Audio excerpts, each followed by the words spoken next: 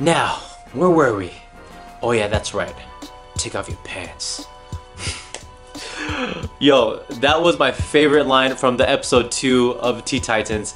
And I'm here to talk all about this episode in our after show today. And I'm going to give you the good and the bad of how I feel about this episode. So let's get into it.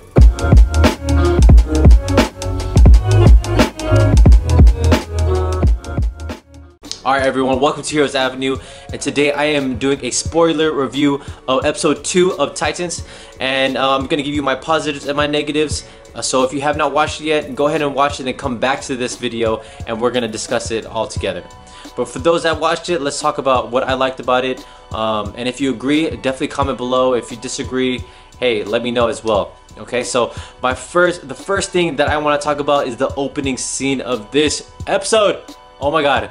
So this episode opens up like a freaking movie. I felt like I wasn't even watching a TV series. I don't even think I was watching, felt like I wasn't even watching a Netflix show or, you know, an indie movie. I felt like I was watching a cinematic movie, like an opening movie, just like the Avengers, where, you know, we're seeing Hawk getting tied up, getting beat up, and then you already see his personality. It's just so gritty and he's so real, and the way he talks is just like he's using these curse words as if, you know, as if one of us was tied up and just talking mad shit to the villains, and he's just like fuck off, or just some cursing at him. I forgot what he said, but oh man, the way, just that whole entire scene, then how, you know, Dove goes and saves him, it was amazing. That was my favorite part.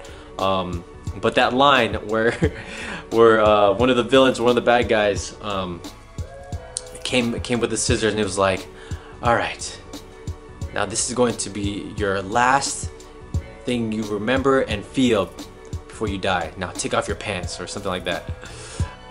That was so funny. And then following up later on in the episode, him saying that line again. Oh man, that was probably one of the only jokes I've heard in this entire two episodes so far. That was my favorite line, but that was really tight. And we get to finally see, you know, how Hawk and Dove dynamic is throughout that warehouse scene, and it was really cool. And that jumps into my, you know, my second positive is Hawk and Dove.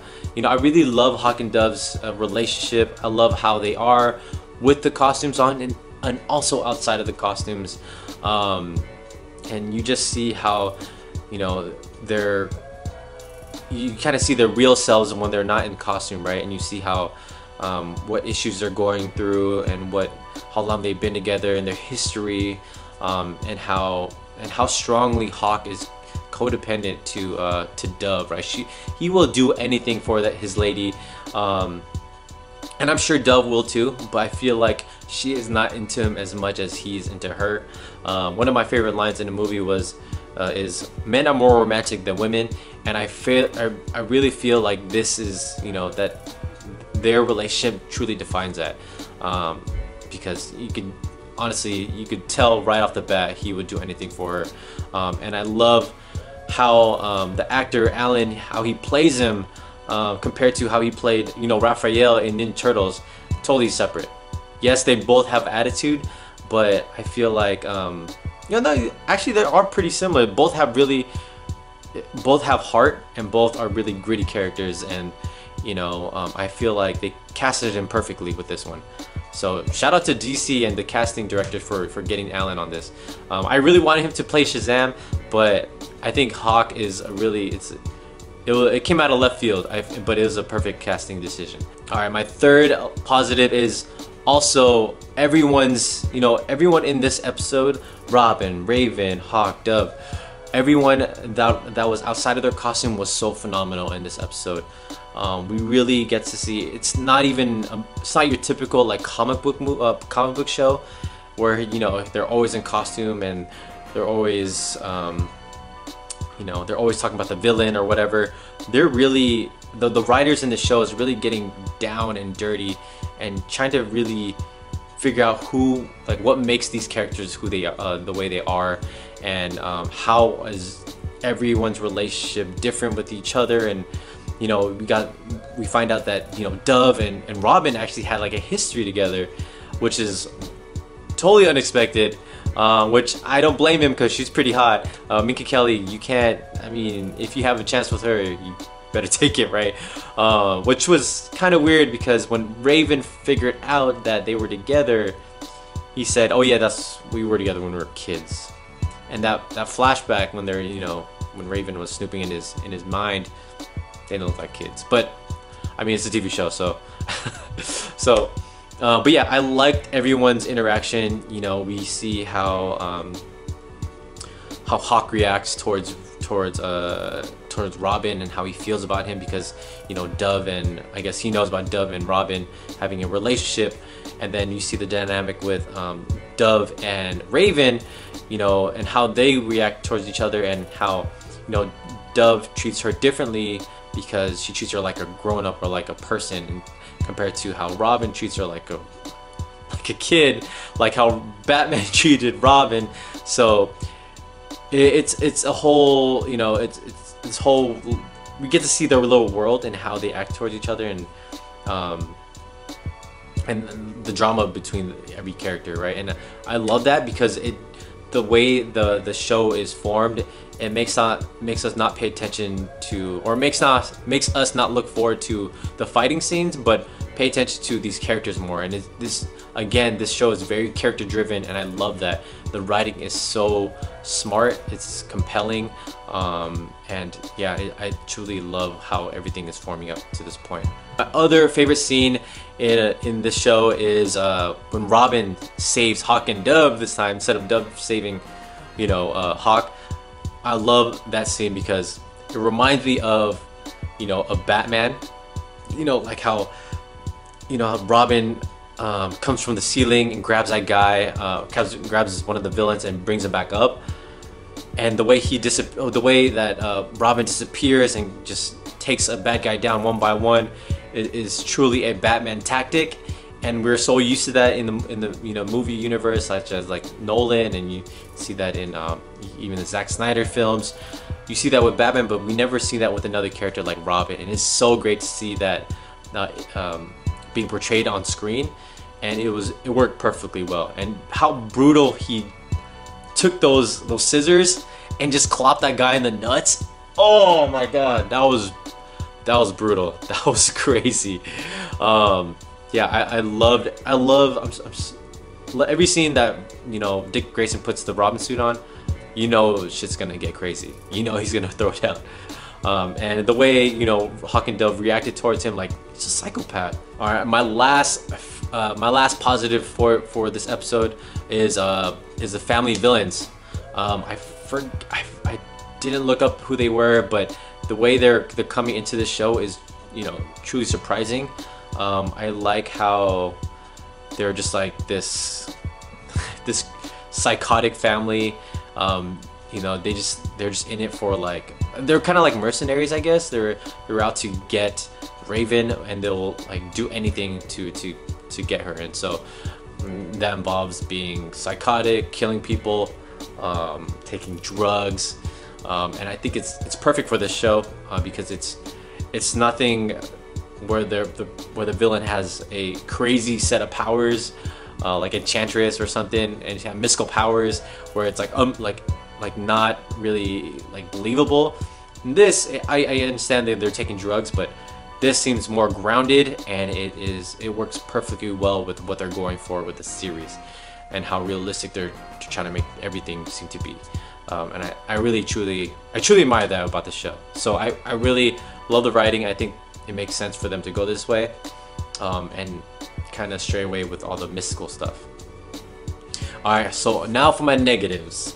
Alright, so first negative is an obvious one. There is no Beast Boy or Starfire, and I hate that, especially following up with the first episode. I want to see where is Starfire and where is Beast Boy at this point. I think it's kind of dumb how they didn't show Beast Boy at all. We just got maybe less than 5 minutes of him in the first episode, so it would have been great to see him. Also, they paid a lot of attention to Starfire, and I want to see where she's at and how where she is in her search for Raven, and why she's searching for Raven. but I mean, I guess we had to get introduced to Hawk and Dove first, which I don't mind because, you know, definitely paid off. But I would want to see them first compared to Hawk and Dove, right? And I'm sure many of you feel the same way too. And all right, my second negative is that rooftop scene with the families, with a family villain versus, you know, Robin and Hawk and Dove and Raven. I think everyone got defeated so easily. I mean, Robin, he went in the alleyway and just kicked everyone's butt like it was easy, and it was like 7 against 1, and he can't even fight against like an entire family, like 4 people. And I understand they took drugs and they're kind of overpowered, but if you're training with like Batman, I would assume you would know how to fight against those type of people, right? And being like overpowered or having like steroids injected into you shouldn't really matter, because I mean, he's a scrawny guy and he's defeating these guys with big muscles. So yeah. So, and also like one of them, like when Hawk went to go see who they were on the rooftop scene, the first thing the villain did was kick him, like surprise him, right? He just like front kicked him, and Hawk just took it. Like, come on, like, where's your reflexes? Like, that was such a basic kick. How are you not gonna stop that? So I think I feel like maybe the fight choreography should have been better, especially since they're just a family facing against superheroes, or really like these vigilantes that have been doing it for years. So it's kind of like unrealistic, but I mean, hey, it makes sense for the storyline, but the way they fought, I feel like it didn't make sense. I don't think their fighting was that sophisticated to defeat the heroes. So that's what I'm trying to get at. And also, my other negative is Raven didn't do anything to save him. So in this episode, we see Raven using her powers to stop the fight against Robin and Hawk. Like, you're not gonna do that to try to save everyone, but you would use that to break up a fight? I don't understand. Like, why would you not use your powers? And why would Robin not have her fight? Like, I understand, like, maybe he's scared that she doesn't know how to control her powers, but dude, come on, use your powers, save them. Raven, come on, like, you're gonna just be weird and use your powers at the weirdest moments and not use it for good? Maybe she's just scared. I don't know, but I feel like it would have been helpful for her to like help out. Like, when I saw her, like when I saw like all the villains like surround her on the rooftop, I just didn't understand why she didn't use her powers or try to do something, run away. God, so scared. Okay, you could tell I'm really bothered by this, but come on, it's Raven, right? The biggest question is, who is this family and what do they want with her? And who is that guy that showed up to their doorstep asking for them to get Raven? Most likely he could be connected to the guy that showed up to Raven's house, but who knows? I would love to know. Let me know what you guys think about who this family is, if you guys can answer that. So out of 10, I would give this episode a solid 8. I feel like this episode is super solid, and the way this whole show is forming it's truly like something I've been waiting for from DC for a long time. So let me know in the comments below what you guys think about this episode. What are your positive and negatives? Let me know, subscribe, and I'll see you guys next time. Bye.